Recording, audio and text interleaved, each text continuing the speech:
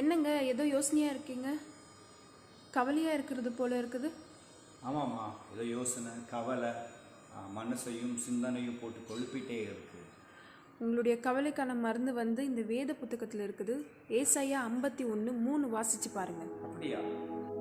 எல்லோருக்கும் praise the Lord. காலை வணக்கம்.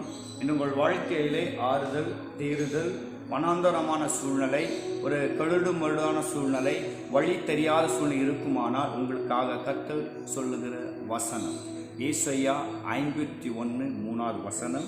கர்த்தர் சீயோனுக்கு ஆறுதலை செய்வார், அவர் அதன் பாழான ஸ்தலங்களை எல்லாம் தேறுதல் அடைய செய்து அதன் வனாந்தரத்தை ஏதேனை போலவும் அதன் அவதார வழியை கர்த்தரின் தோட்டத்தை போலவும் ஆக்குவார்.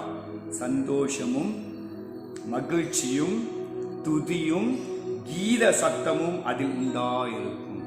அன்பு தேவ பிள்ளைகளே, இந்த காலை நேரத்தில் கர்த்தர் உங்களுக்கு வாக்குத்தத்தமான ஆசீர்வாதமாக கொடுக்கிறார்.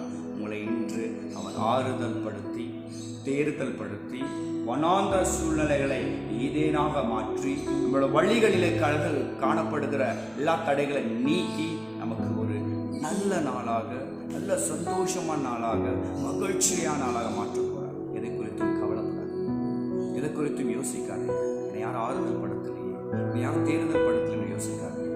உங்களை ஆறுதல் படுத்த, உங்களை தேர்தல் படுத்த ஒரு ஆண்டவர் இருக்கிறார். அவர் தான் இயேசு கிறிஸ்து. கர்த்தர் உங்களை ஆறுதல் நாளாக வைக்கட்டும். கர்த்தர் இந்த வசனத்தின் நிமித்தம் உங்களை ஆசீர்வதிக்கட்டும். God bless you.